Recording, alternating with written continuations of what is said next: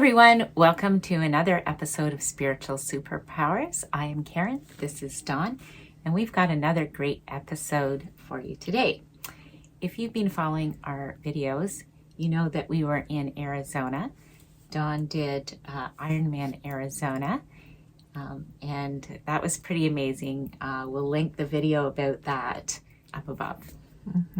And but we did some other things while we were in Arizona. And we went to Sedona. Yes, Sedona, my favorite place in the world. Yeah. Oh, I love it there so much. Yeah, if you're spiritual or you're in tune with energy, I think, it's somewhere where you'll want to go and visit and feel the energy. So most people have heard about the vortexes in Sedona. So we did an episode almost a year ago now on the Petroglyphs Park in Peterborough, Ontario, and there's supposed to be a vortex there. So we talked about vortexes then, but basically vortexes, from what I understand, are two ley lines intersecting, okay? And so creating a lot of swirling type energy, great for meditation, great for fine-tuning your psychic abilities. So we talked about wanting to go to Sedona, and we finally did. Yeah. And of course, when we're there, we had to check out these vortexes, and there's three main popular sites: Bell Rock, Cathedral Rock, and Airport Mesa. Yeah. We asked different people about the vortexes, and the first person we asked was Jimbo. Shout out to Jimbo. He was our driver for a pink Jeep tour. And that was cool. Oh my God, it was so much fun. Yeah, if you go to Sedona, you have to do this. But so, we were with him for about 3 hours in the Jeep. So we asked him what he thought about the vortexes. And he mentioned a few things that they were kind of discovered, if you want to say that, in 1979 by a person named Paige Bryant, who was a psychic. So she was the one that kind of noticed these vortexes and kind of put it out to the world, and then people started to come and feel it for themselves. So I asked Jimbo, because I thought they were intersections of ley lines, and there's no way that there could be so many intersections of ley lines in a very confined geographical because they're all relatively close space. together. Yeah. Yeah. So he said that scientifically what, they've discovered is it's a combination of the iron oxide in the rock, so what makes the rocks red, and the underground streams that creates this kind of energy vortexes. Right, because at one point it was actually ocean. Yes, Yeah. it was ocean there. And also over,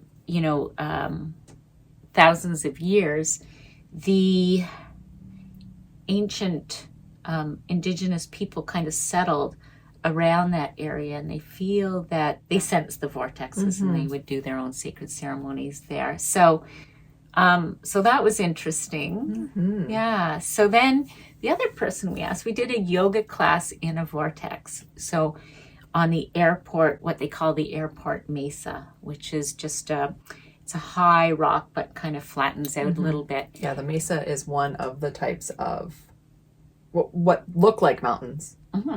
There's three different kinds, and the Mesa is the one that's kind of flat on top. Yeah. Yes. So we went there and did a yoga class there. And so I asked the yoga instructor, Chuck. Yes, good old Chuck. Shout out to Chuck, too. Yep. So what he thought about the vortexes. And he really didn't give a scientific explanation, just his own experience, is that the one on Cathedral Rock, he can feel the vibration coming through his hands when he's doing yoga there. So that was interesting. So he says what happens is, because there's so many vortexes in a small geographical space, when you kind of come to Sedona, it helps your brain waves go into more of a theta brainwave, which theta brainwaves, we'll put a link to one of our meditations where we talk about brainwaves, but theta brainwaves are a really relaxing. We want to go to alpha, and then we want to go to theta. And then anything deeper than theta is delta, which is usually sleep. It's sleep. Although there are a few, really good meditators who can do delta waves And be awake. But so it's that point right before you fall asleep. Yeah. So theta is, that brainwave that you're trying to achieve in meditation. So if you go to Sedona and you can easily slip into theta brainwaves because of these vortexes, that's kind of cool. Absolutely. Yeah. But he says sometimes he feels he needs to get away from it because it's almost... Which I thought was so interesting. Yeah. And you know what? You're absolutely right, because being in theta that long would probably keep us from being able to get into the beta. Yeah. Which you would need to propel action. And, that's right. Yeah. And learning and goal setting and achievements. So just as much, I guess, if you are in theta all the time, you'd want to get away from that and maybe get some beta stimulation. So then we wanted to just see what we experienced when we went to a couple different vortexes.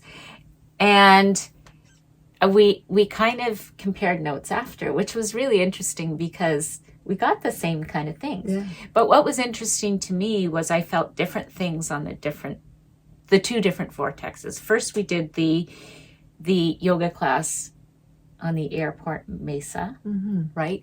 And what I felt there especially when we were doing the Shavasana, I felt like I was being pulled down into the earth. And you said you felt the same thing, right? I felt compelled to put my hands, because you're on a yoga mat.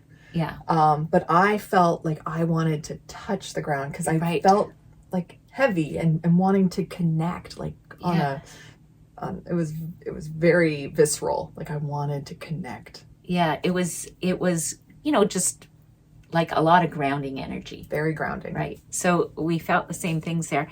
And then we went and did a hike on Bell Rock, which is, just a different vortex. And when I sat for a while by myself to do a little meditation, and I felt actually the energy was coming up from the earth into my body. So it wasn't pulling me down. It was definitely coming up into my body. And what did you feel on Bell Rock? Bell Rock is where I actually got dizzy and I felt very light. Yeah. So I didn't necessarily feel the energy coming up, but I felt lifted. Yeah. So yeah, it's very cool that we felt the same thing, like the above and the below. Yeah. Yeah. Now I have been to Cathedral Rock as well. Yeah. I my first time to Sedona in 2007, I went to Cathedral and Bell Rock. And I have to say that I didn't feel anything at Cathedral. And that might happen as well. I mean, I think a lot of us, when we go to these vortexes, we expect to either have a dizzy spell or all of a sudden be able to see auras or something very profound. And it doesn't necessarily happen. It's, just as much as other types of electromagnetic fields affect us that we might not even have an awareness of, the vortex might as well. So I didn't feel anything at Cathedral Rock, and yet Chuck, that's where he feels it the most.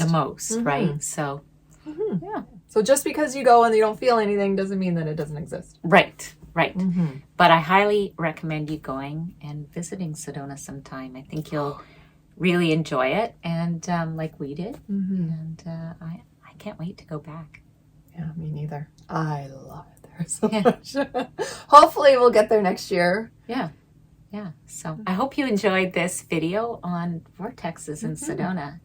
And I hope you enjoyed the beautiful visual scenery that we posted. And if you liked it, make sure you give us a thumbs up and subscribe if you haven't done so, and also hit that notification bell so you don't miss another episode. Yeah, because we will be going back and exploring more of Sedona. In fact, we have a few other videos coming up in the future on my little road trip with our friend Marquetta to some haunted hotels along the way to Sedona, and we look forward to seeing you again next week. All right. Okay. Take care.